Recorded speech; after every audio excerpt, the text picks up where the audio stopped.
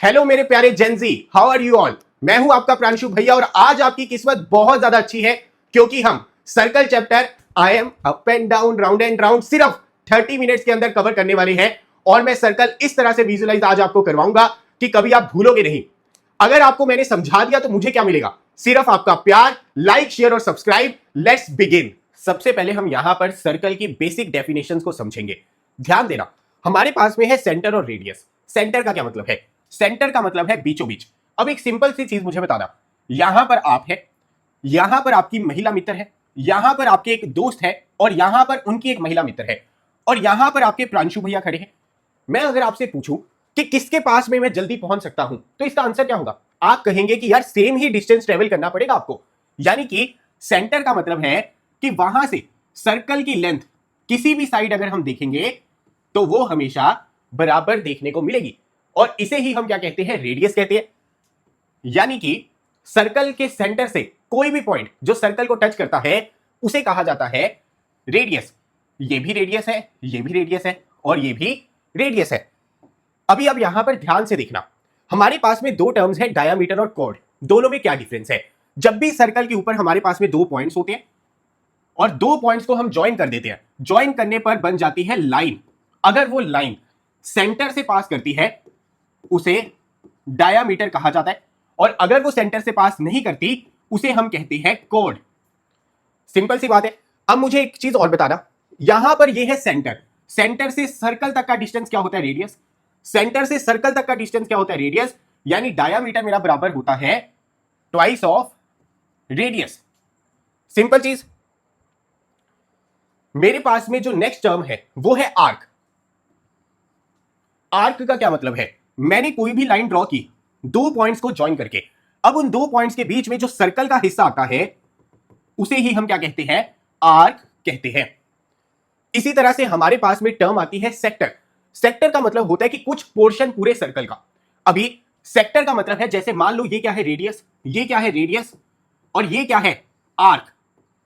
यानी कि दो रेडियस और आर्क के बीच का जो एरिया होता है, जो पोर्शन होता है, उसे हम क्या बोलते हैं? सेक्टर बोलते हैं। ये बहुत ज्यादा इंपॉर्टेंट है। सेगमेंट, जब भी मैं लाइन ड्रॉ करूंगा सर्कल के बीच में तो सर्कल जो है हमेशा दो पार्ट्स के अंदर डिवाइड हो जाएगा।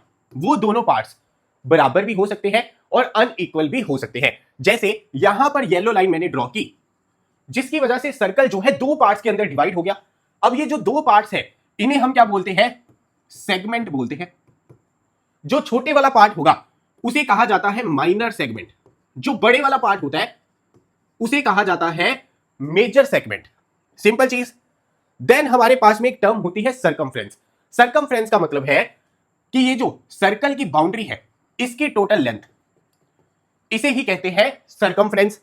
टेंजेंट किसे कहते हैं? जब भी सर्कल को कोई लाइन सिर्फ एक ही पॉइंट के ऊपर टच करती है, ध्यान देना, जब भी सर्कल को कोई लाइन एक ही पॉइंट के ऊपर टच करती है उसे हम कहते हैं टेंजेंट। टेंजेंट की कुछ और भी प्रॉपर्टीज होती है, बताऊंगा। अभी सिर्फ इतना ध्यान में रखना कि जब भी सर्कल को एक पॉइंट, सिंगल पॉइंट के ऊपर टच करती है लाइन, वो बनती है टेंजेंट। देन हमारे पास में एक टर्म आती है सीकेंट। सीकेंट का क्या मतलब होता है? सीकेंट के अंदर यही खास बात है कि यहां पर सर्कल को एक पॉइंट के ऊपर लाइन कट नहीं करती बल्कि दो पॉइंट्स के ऊपर करती है। जैसे यहां पर और यहां पर टेंजेंट के अंदर सिर्फ एक पॉइंट सर्कल का टच होता है, लेकिन सीकेंट के अंदर दो पॉइंट्स को लाइन जो है क्रॉस करती है, उसे हम बोलते हैं सीकेंट। अब बात आती है सबटेंडेड, बात आती है एंगल की। बहुत इंपॉर्टेंट कंसेप्ट है, ध्यान से सुनना। इसके ऊपर बेस है पूरे का पूरा चैप्टर। मान लीजिए यहां पर मैं खड़ा हूं, ठीक है? ये मेरी क्या है? आंख है। सामने है ट्री।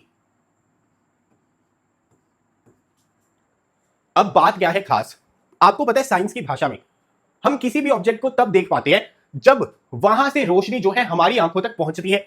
यानी अगर मुझे इस ट्री को देखना है तो यहां से कुछ रेज जो है मेरे पास में आएंगी, यहां से कुछ रेज जो है मेरे पास में आएंगी। अब आप देखेंगे कि यहां पर क्या बन रहा है? एक एंगल बन रहा है। और यहां पर क्या था? ऑब्जेक्ट था। अगर मैं इसका सिंप्लीफाइड डायग्राम बनाऊं तो कुछ ऐसा बनेगा। यानी कि मेरी आंख के ऊपर एंगल बन रहा है जब भी मैं किसी ऑब्जेक्ट को देख रहा हूं। इसी तरह से सर्कल के अंदर इमेजिन कीजिए, ज्योमेट्री के अंदर सारा खेल ही इमेजिनेशन का है। इमेजिन अगर आपने कर लिया, काम आपका बन गया। मान लीजिए यहां पर कॉर्ड है। कॉर्ड कैसे बनती है हमने देखा कि दो पॉइंट्स होते हैं, दो पॉइंट्स को आपस में ज्वाइन करते हैं। अगर वो सेंटर से पास नहीं हो रही उसे कॉर्ड कहते हैं, सेंटर से पास हो जाती है उसे डायमीटर कहते हैं। अब इन दो पॉइंट्स की वजह से जब भी कोई एंगल बनता है उसे कहते हैं सबटेंडेड। जैसे यहां पर ऑब्जेक्ट की वजह से एंगल बन रहा था, इसी तरह से कॉर्ड की वजह से या फिर इस आर्क की वजह से जब भी कोई पॉइंट बनता है यानी एंगल बनता है उसे कहते हैं सबटेंडेड। एक डेफिनेशन आपको बार बार देखने को मिलेगी और वो क्या है? एंगल सबटेंडेड बाय आर्क और कोड एट।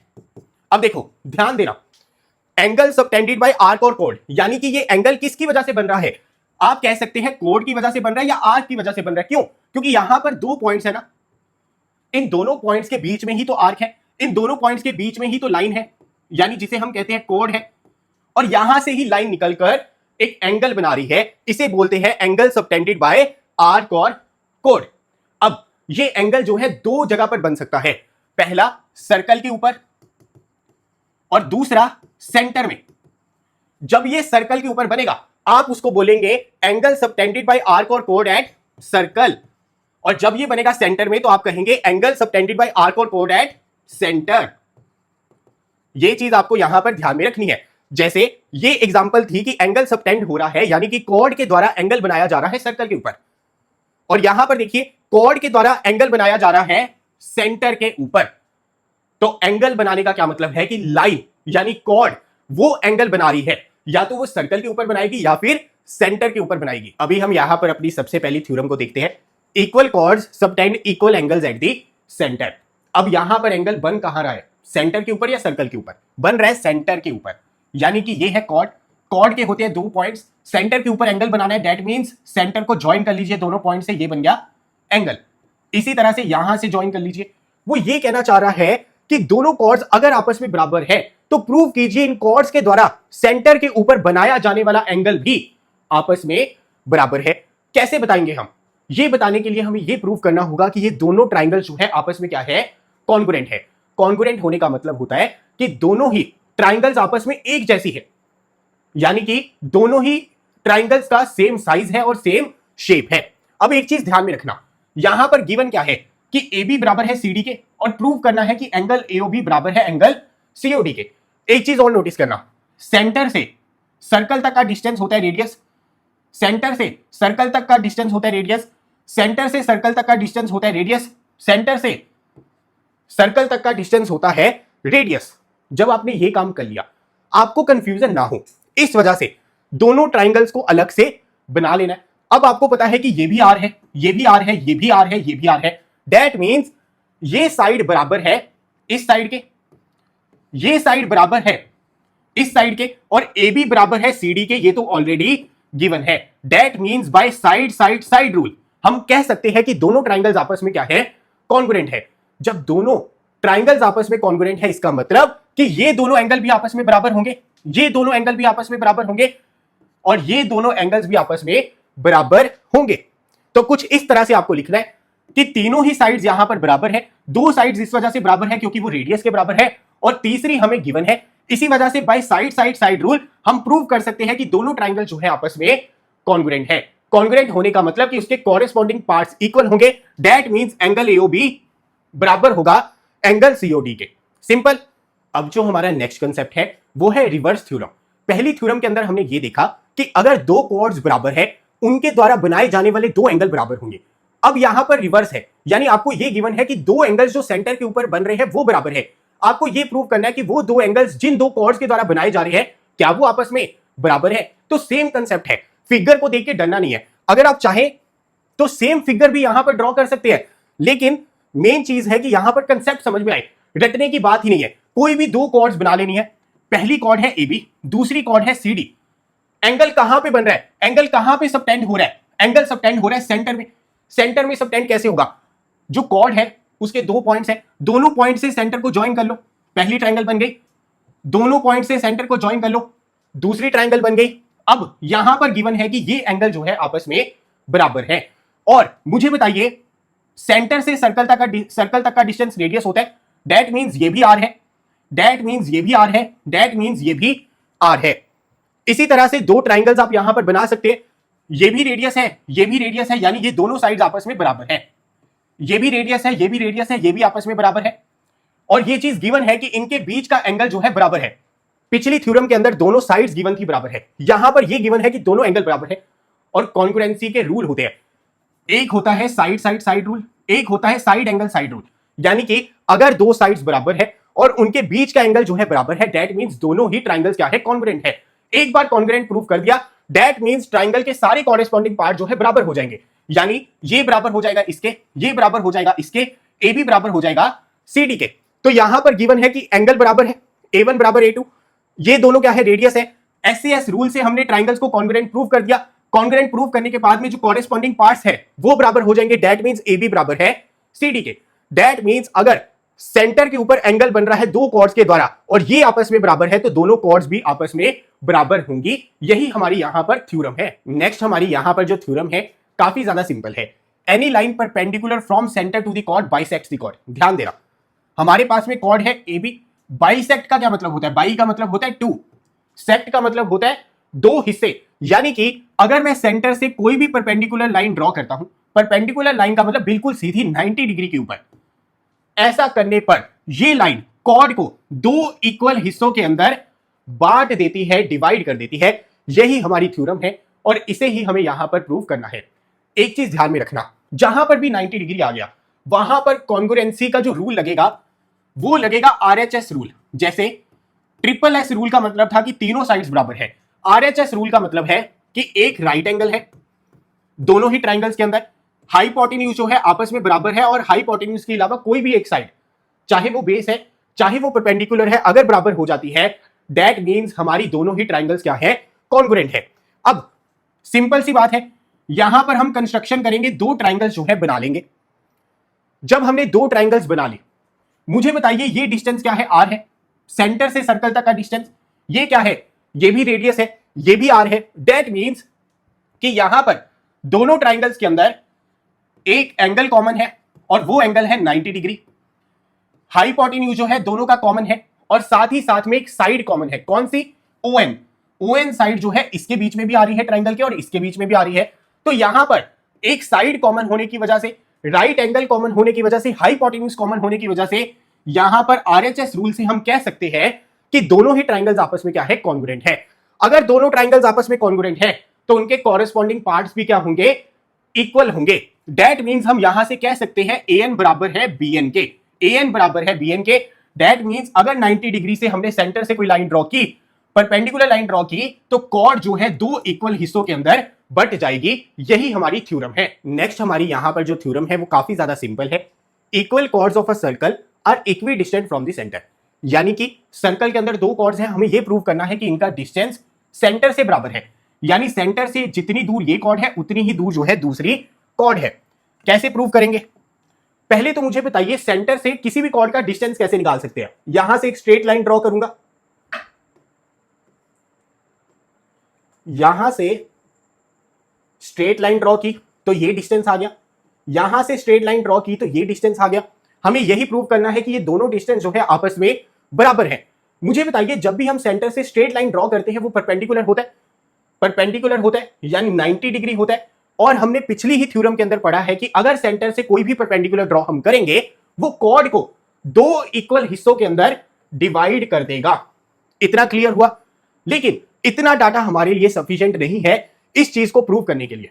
प्रूव करने के लिए हमें ट्राइंगल चाहिए और ट्राइंगल अभी तक बनी नहीं। लेकिन एक डाटा हमारे पास में हमेशा होता है और वो कौन सा होता है, रेडियस। रेडियस ड्रॉ कर लेते हैं सेंटर से A पॉइंट तक और सेंटर से C पॉइंट तक। अब हमारे पास में दो ट्राइंगल जो है यहां पर आ चुकी है। अभी आप एक चीज नोटिस करना, बहुत प्यारी चीज बता रहा हूं। जैसे ही परपेंडिकुलर हम ड्रॉ करते हैं ये दोनों ही साइड्स हो जाती है बराबर। तो क्या मैं यहां पर लिख सकता हूं कि कॉर्ड AB जो है वो बराबर है BX प्लस AX के। लेकिन इस थ्योरम के अकॉर्डिंग जैसे ही परपेंडिकुलर हमने ड्रॉ किया हम कह सकते हैं कि AX और BX बराबर है। यानी कि इसे मैं लिख सकता हूं AX प्लस AX, क्योंकि AX और BX बराबर है। यानी AB बराबर है ट्वाइस ऑफ AX के। इसी तरह से क्या यहां पर मैं लिख सकता हूं कि CD बराबर है ट्वाइस ऑफ CY के? बिल्कुल इसी तरह से। अब यहां पर हमें ऑलरेडी गिवन है कि दोनों कॉर्ड जो है बराबर है, AB और CD जो है ऑलरेडी बराबर है। That means twice of AX बराबर हो जाएगा ट्वाइस ऑफ CY के। और जैसे ही ये दोनों बराबर हो गए तो हमारे पास में आ गया AX बराबर है CY। अब एक चीज नोटिस करना, RHS रूल यानी कि राइट एंगल है, यहां पर भी राइट एंगल है, यहां पर भी राइट एंगल है। देन राइट एंगल के सामने वाली साइड होती है हाइपोटेन्यूज, ये क्या है? रेडियस है, तो हाइपोटेन्यूज भी आपस में बराबर है। देन हमने यहां पर प्रूव कर दिया कि इनकी एक साइड भी बराबर है, यानी कि CY बराबर है AX के। इसका मतलब बाय RHS रूल हम कह सकते हैं कि दोनों ही ट्राइंगल्स क्या है? आपस में कॉन्ग्रुएंट है।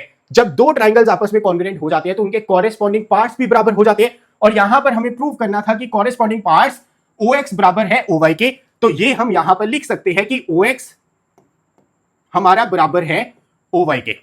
सिंपल सी बात है, सिंपल थ्योरम है। नेक्स्ट हमारी यहां पर थ्योरम क्या कहती है? काफी सिंपल थ्योरम है। मैंने आपको स्टार्टिंग में बताया था कि कोई भी कॉर्ड है, कोई भी आर्क है, वो दो जगह पर एंगल बना सकती है, या तो सर्कल के सेंटर में या फिर सर्कल के ऊपर। उन दोनों का ही रिलेशन यहां पर आपको बताया जा रहा है। जैसे हमारे पास में यहां पर है आर्क AB, ठीक है। अब AB से सेंटर के ऊपर एंगल कैसे बनेगा? दोनों पॉइंट से मैंने यहां पर ड्रॉ कर लिया तो एंगल बन गया सेंटर के ऊपर। अगर मैं इन्हीं दोनों पॉइंट से सर्कल के ऊपर एंगल बना देता हूं तो इस थ्योरम का यह कहना है कि जो सेंटर वाला एंगल है वो हमेशा डबल होगा जो भी सर्कल के ऊपर एंगल बनेगा। यानी अगर ये 10 डिग्री है तो ये 20 होगा, अगर ये 30 है तो ये 60 होगा, ये 60 है तो वो 120 होगा। अब सीधा इसे प्रूव करना आसान काम नहीं है। सबसे पहले हमें चाहिए यहां पर कोई ना कोई ट्राइंगल, और मैंने आपको हमेशा बताया है कि रेडियस हमें हमेशा पता होता है, तो रेडियस ड्रॉ करने से अगर ट्राइंगल बन जाती है तो हमारा काम आसान हो जाएगा। तो यहां पर कंस्ट्रक्शन क्या करनी है? मैंने यहां पर एक रेडियस ड्रॉ कर लेना। रेडियस ड्रॉ करने की वजह से ये एंगल जो है दो हिस्सों के अंदर बट जाएगा, और ये वाला एंगल भी दो हिस्सों के अंदर बट जाएगा, और ये भी एक ट्राइंगल बन जाएगी और ये भी एक ट्राइंगल बन जाएगी। अब यहां पर नोटिस क्या चीज करनी है? ऑब्जर्वेशन बहुत जरूरी है। आपको पता है सेंटर से सर्कल तक का जो डिस्टेंस होता है वो रेडियस होता है, सेंटर से जो सर्कल तक का डिस्टेंस होता है वो रेडियस होता है। यानी कि ये क्या है? आइसोसेलेस ट्राइंगल है। आइसोसेलेस ट्राइंगल का मतलब जिसकी दो साइड्स बराबर है। अब जब दो साइड्स बराबर होती है तो उनके ऑपोजिट जो दोनों एंगल्स होते हैं वो भी हमेशा बराबर होते हैं। ये ट्राइंगल की प्रॉपर्टी है। कैसे निकालेंगे? देखो, जैसे ये है रेडियस, ठीक है। अब इसके ऑपोजिट वाला कौन सा एंगल है? एक एंगल तो ये बन रहा है, एक एंगल तो ये बन रहा है, यानी कि इस रेडियस की साइड्स के ऊपर दो एंगल बन रहे हैं। उसके अलावा वाला जो एंगल है वो ऑपोजिट हो गया, यानी ये वाला एंगल। अगर ये रेडियस है तो ये एंगल, और ये रेडियस है तो ये वाला एंगल, ये दोनों आपस में क्या होंगे? बराबर होंगे। लेकिन मुझे पता है कि ये है एंगल 1, एग्जैक्ट वैल्यू नहीं पता, मैंने इसको एंगल 1 माना, इसको एंगल 2 माना। लेकिन अगर ये एंगल 1 है तो ये भी क्या होगा? ये भी एंगल 1 होगा। क्यों? क्योंकि अभी मैंने आपको यहां पर बताया कि आइसोसेलेस ट्राइंगल की प्रॉपर्टी होती है कि अगर दो साइड्स बराबर है तो उनके ऑपोजिट वाले एंगल भी बराबर होंगे। यानी इस वाली साइड के ऑपोजिट एंगल कौन सा है? ये वाला। और इस वाली साइड के ऑपोजिट एंगल कौन सा है? ये वाला। यानी ये दोनों एंगल बराबर है, यानी अगर ये 1 है तो ये भी 1 है। अब बाहर वाला एंगल है 3। ट्राइंगल की एक और प्रॉपर्टी होती है कि जो एक्सटीरियर एंगल होता है वो बराबर होता है sum of two opposite interior angles. यानी एंगल 3 बराबर होगा एंगल 1 प्लस एंगल 1 के। यानी एंगल 3 बराबर है ट्वाइस ऑफ एंगल 1। एंगल 3 बराबर है ट्वाइस ऑफ एंगल 1। अब सेम काम आपको करना है दूसरी ट्राइंगल के अंदर। अगर ये रेडियस है और ये भी रेडियस है तो इनके ऑपोजिट वाले एंगल बराबर होंगे। यानी अगर ये एंगल 2 है तो ये भी एंगल 2 होगा। और हमें प्रॉपर्टी पता है ट्राइंगल की कि एक्सटीरियर एंगल बराबर होता है दोनों ऑपोजिट जो इंटीरियर एंगल होते हैं उनके सम के। यानी एंगल 4 बराबर हो जाएगा ट्वाइस ऑफ एंगल 2। अब हमने यहां पर दोनों को ऐड कर लिया। अगर आप यहां पर ध्यान से देखेंगे एंगल 3 प्लस एंगल 4 ये किसके बराबर है? ये बराबर है एंगल AOB के, एंगल AOB के। और एंगल 3 बराबर है किसके? Twice of angle 1। और 4 बराबर है ट्वाइस ऑफ एंगल 2। 2 को कॉमन निकाला और एंगल 1 प्लस एंगल 2 किसके बराबर है? एंगल 1 प्लस एंगल 2 किसके बराबर है? एंगल एपी बी के। तो यहां पर हमने फिल कर दिया, तो इससे हमें पता चल गया कि जो बाहर वाला एंगल है वो हमेशा डबल होगा।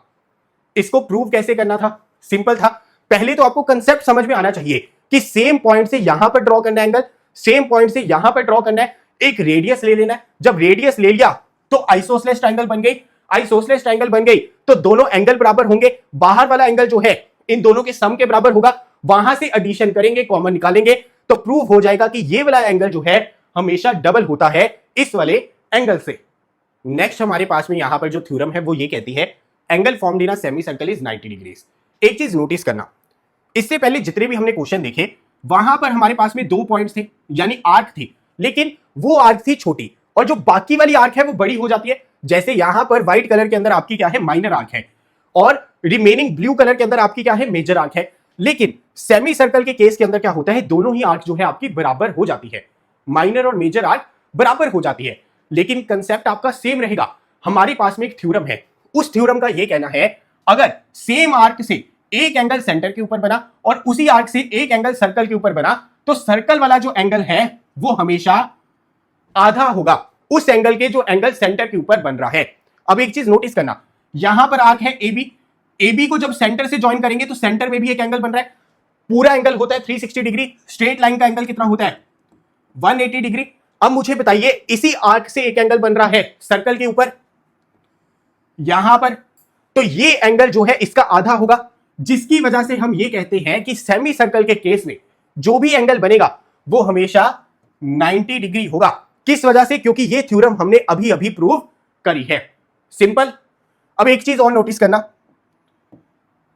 ऐसा नहीं है कि सिर्फ ये एंगल 90 डिग्री है। अगर इस आर्क से मैं कोई भी एंगल बनाऊंगा तो ये भी 90 डिग्री होगा और ये भी 90 डिग्री होगा। सेम यहां पर भी है केस। अगर इस आर्क से मैं मेजर आर्क के ऊपर कोई भी एंगल ड्रॉ करता हूं तो ये सारे एंगल जो है हमेशा बराबर ही होंगे, यानी कि जो एंगल 1 + 2 है वही ये होगा, वही ये होगा, वही ये होगा। यानी जरूरी नहीं है कि इसको प्रूव करने के लिए एंगल हमेशा यहां पर बनाना है। बस आपको यह ध्यान में रखना है कि माइनर आर्क से एक एंगल सेंटर के ऊपर बनेगा और दूसरा एंगल जो है मेजर आर्क के ऊपर बनेगा। कहीं पर भी सर्कल के ऊपर कहीं पर भी आप एंगल बना सकते हैं, कोई दिक्कत की बात नहीं है। Angle formed in a semi circle is always 90 degrees. अभी हमारी यहां पर नेक्स्ट थ्योरम क्या कहती है, only one unique circle can pass through 3 non collinear points. 3 non collinear points का क्या मतलब है, ये तीनों पॉइंट्स जो है स्ट्रेट लाइन के अंदर नहीं होने चाहिए। हमें यह प्रूव करना है कि अगर 3 पॉइंट्स एक ही स्ट्रेट लाइन के अंदर प्रेजेंट नहीं है तो वहां से सिर्फ और सिर्फ एक ही सर्कल बन सकता है, एक ही सर्कल जो है पास हो सकता है। Only one unique circle exist. कैसे प्रूव करेंगे? मान लीजिए मेरे पास में यहां पर 3 पॉइंट्स है, point A, point B, point C, और तीनों ही स्ट्रेट लाइन के अंदर नहीं है क्योंकि A यहां पर है, B यहां पर है। अब A और B को मैंने ज्वाइन कर लिया। जब 2 पॉइंट्स को हम ज्वाइन कर लेते हैं उसे हम कहते हैं कॉर्ड। अब एक प्रॉपर्टी हमने पढ़ी थी कि जो परपेंडिकुलर बाइसेक्टर होता है वो हमेशा सर्कल से पास होता है, यानी कि जब भी हम सर्कल से कोई परपेंडिकुलर कॉर्ड के ऊपर ड्रॉ करते हैं तो कॉर्ड जो है 2 इक्वल हिस्सों के अंदर बट जाती है। ये प्रॉपर्टी हमने पढ़ी थी, बस उसका रिवर्स यहां पर यूज करना है। यहां पर हमने एक परपेंडिकुलर बाइसेक्टर बना लिया। अगर परपेंडिकुलर बाइसेक्टर बनाया है तो उस थ्योरम के अकॉर्डिंग ये हमेशा सेंटर से ही पास होगा। लेकिन यहां पर हमारे पास में कॉर्ड पॉइंट है तो हम क्या करेंगे, बी और सी को भी ज्वाइन कर लेंगे। ये भी हमारी क्या बन गई, कॉर्ड बन गई। जब कॉर्ड बन गई तो यहां से भी परपेंडिकुलर बाइसेक्टर बना दिया। अब प्रॉपर्टी के अकॉर्डिंग परपेंडिकुलर बाइसेक्टर जो है हमेशा सेंटर ऑफ सर्कल से पास होता है। सिंपल सी चीज है। अब दोनों ही परपेंडिकुलर बाइसेक्टर सिर्फ एक ही पॉइंट के ऊपर टच कर रहे हैं, जिसका मतलब ये इसका क्या है, सेंटर है। जब एक सेंटर है तो यहां पर एक ही सर्कल बनेगा जो कि इन तीनों पॉइंट्स को यहां पर टच करेगा, और यही हमारा यहां पर इसका क्या है, प्रूफ है। सिंपल सी बात थी। हमारे पास में यहां पर 3 पॉइंट्स थे, ठीक है। हमने यहां पर पहले 2 पॉइंट्स को ज्वाइन कर लिया। इसी तरह से आपको लिखना है, दोनों को ज्वाइन कर लिया, कॉर्ड बन गई। जब कॉर्ड बन गई परपेंडिकुलर बाइसेक्टर बना दिया। थ्योरम कहती है कि परपेंडिकुलर बाइसेक्टर जो है सेंटर ऑफ सर्कल से निकलेगा। इसी तरह से हमने यहां पर दूसरे वाले जो कॉर्ड है उसके ऊपर भी परपेंडिकुलर बाइसेक्टर बना दिया। जब ये ड्रॉ हुआ तो ये इंटरसेक्ट हो रहा है सिर्फ एक ही पॉइंट के ऊपर, यानी ये क्या है, सेंटर है। जब दोनों परपेंडिकुलर बाइसेक्टर सिर्फ एक पॉइंट के ऊपर मिल रहे हैं, दैट मीन सर्कल का सेंटर भी एक है, और एक ही सर्कल ऐसा एग्जिस्ट करता है जो तीनों पॉइंट से यहां पर क्रॉस होगा। यही इस थ्योरम का प्रूफ है। नेक्स्ट थ्योरम हमारी यहां पर क्या कहती है, angles formed in the same segment of a circle are equal. मैंने स्टार्टिंग में आपको समझाया था कि जब भी हम कोई कॉर्ड ड्रॉ करते हैं वो कॉर्ड सर्कल को दो हिस्सों के अंदर बांट देती है। तो यहां पर जो छोटी वाली सेगमेंट है उसे हम माइनर सेगमेंट कहते हैं और बड़ी वाली सेगमेंट को मेजर सेगमेंट कहते हैं। यहां पर ये थ्योरम कहना क्या चाह रही है? ये कहना चाह रही है, मान लो हमारे पास में कॉर्ड है AB। अब इस कॉर्ड AB से मेजर सेगमेंट के अंदर अगर कोई भी एंगल बनेगा वो हमेशा बराबर होगा। यानी यहां से एक एंगल बनाया मैंने X, अगर मैं यहां से ये एंगल बना देता हूं A और B से, ये एंगल बना देता हूं Y, ये बना देता हूं Z, तो इस थ्योरम का कहना है कि X, Y और Z भी बराबर होंगे क्योंकि ये सेम सेगमेंट के अंदर बन रहे हैं और सेम कॉर्ड से ही बन रहे हैं। तो चलिए इसको प्रूव कर देते हैं। कैसे करेंगे? यहां तक तो आप सभी को आता है। इस कॉर्ड से मैंने सेंटर के ऊपर एंगल ड्रॉ कर दिया, ठीक है, और यहां पर एक एंगल ड्रॉ कर दिया सर्कल के ऊपर। और आपको पता है कि अगर ये वाला एंगल सर्कल के ऊपर वाला x डिग्री है तो ये कितना होगा? 2x होगा। तो यहां तक तो थ्योरम आपको आती है, आपको लिख देनी है। अब नेक्स्ट काम आपको क्या करना है? इसी कॉर्ड से एक और एंगल बना लेना है y। मैंने यहां पर बना लिया y। अब ये भी a और b से ही बन रहा है, यहां पर भी सेम थ्योरम लगाएंगे। अगर ये y है तो सेंटर वाला एंगल जो है 2y होगा। दैट मींस सेंटर में 2x बराबर हो गया 2y के, दैट मींस x बराबर हो गया y के, दैट मींस ये एंगल और ये एंगल हमेशा बराबर होंगे। इस तरह से आपको यहां पर प्रूव करना है। अगर यहां पर एंगल होता z तो सेम थ्योरम लग जाती। आप कहते कि ये एंगल है z और हमने थ्योरम पढ़ रखी है कि अगर किसी कॉर्ड से एंगल बन रहा है सर्कल के ऊपर और सेंटर के ऊपर तो सेंटर वाला एंगल जो है डबल होगा, यानी ये हो जाएगा 2z। यानी कि यहां पर 2x बराबर 2y बराबर 2z हो जाता, यानी x बराबर y बराबर z हो जाता।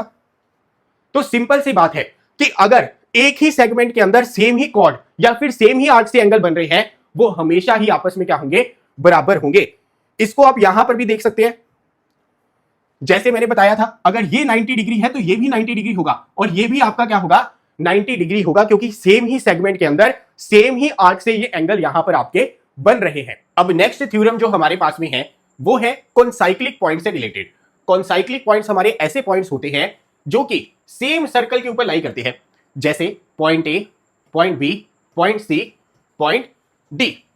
अब इस थ्योरम का क्या कहना है? इस थ्योरम का कहना है कि चार में से दो पॉइंट्स ज्वाइन करके अगर हमारे पास में लाइन सेगमेंट बनती है, यानी जिसे हम कॉर्ड कहते हैं, और उस कॉर्ड से दो एंगल हम सेम ही सेगमेंट के अंदर बनाते हैं, यानी सेम साइड पर बनाते हैं, और वो दोनों ही एंगल आपस में बराबर है, इक्वल है, इसका मतलब ये चारों ही पॉइंट जो है क्या होंगे?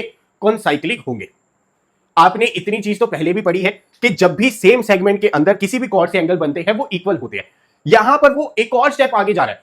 वो कह रहा है कि अगर एक कॉर्ड से दोनों एंगल बन रहे हैं, सेम सेगमेंट के अंदर बन रहे हैं, तो ऐसा जरूर होगा कि चारों के चारों पॉइंट जो है सर्कल के ऊपर लाई करेंगे, यानी कि वो क्या होंगे?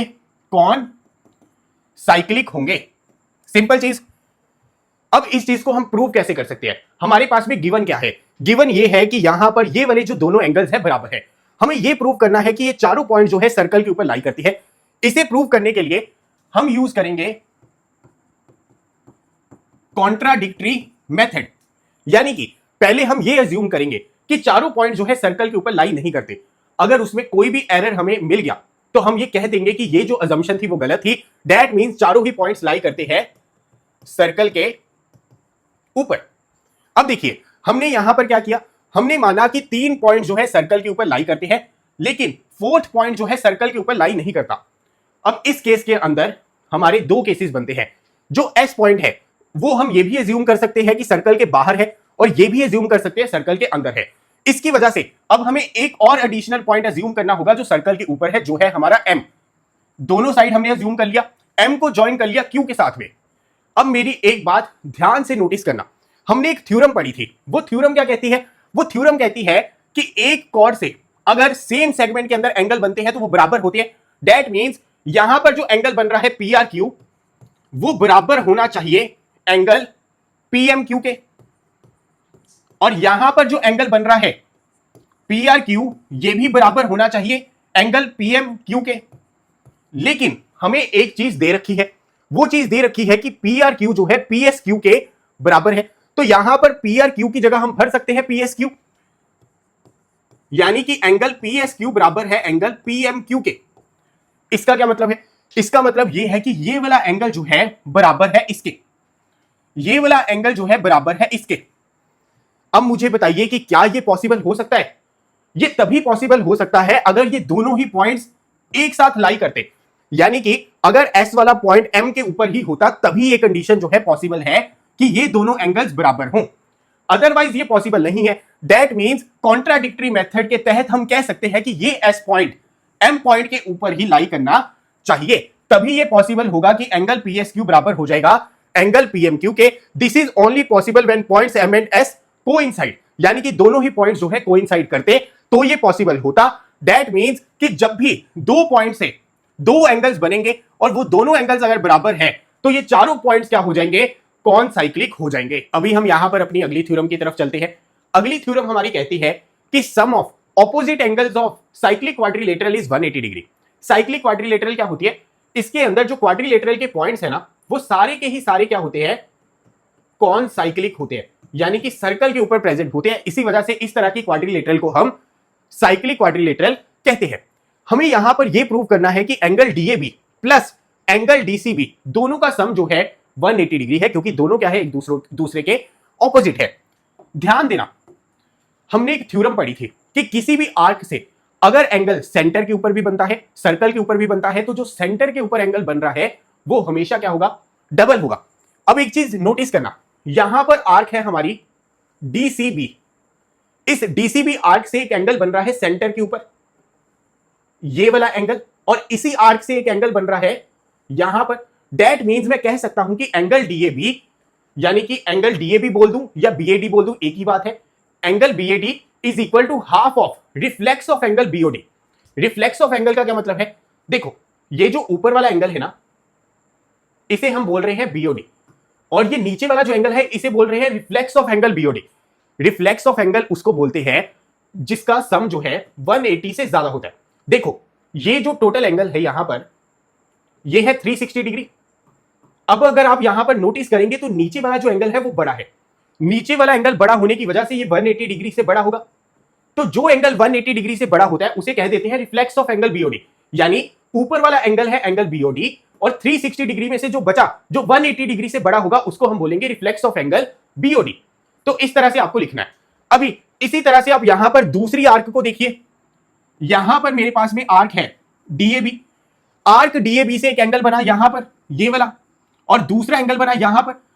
यानी कि इससे मैं यहां पर कह सकता हूं कि एंगल DCB बराबर है हाफ ऑफ एंगल BOD के। अगर मैं यहां पर दोनों को ऐड कर लूं, यानी एंगल BAD प्लस एंगल, इसको लिख देते हैं BCD is equal to half of, इधर आ जाएगा रिफ्लेक्स ऑफ एंगल BOD, इधर आ जाएगा एंगल BOD। अब मुझे बताइए, ये है एंगल BOD, ये है रिफ्लेक्स ऑफ एंगल BOD, दोनों को ऐड करेंगे तो क्या आ जाएगा? कंप्लीट एंगल आ जाएगा, complete angle BOD। Complete angle किसके बराबर होता है? 360 डिग्री के बराबर होता है, यानी कि ये बराबर हो जाएगा 180 डिग्री के। तो सेम वही कंसेप्ट था, आपको यहां पर मेनली पहले आर्क को पहचानना था। आर्क को पहचान लिया, उसी आर्क से एक एंगल बन रहा है सेंटर पे, एक बन रहा है सर्कल के ऊपर।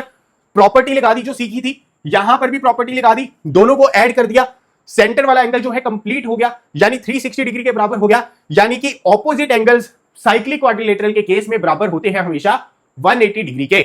यानी यहां पर angle ADC plus angle ABC, इनका सम भी 180 डिग्री के बराबर ही आपको देखने को मिलेगा।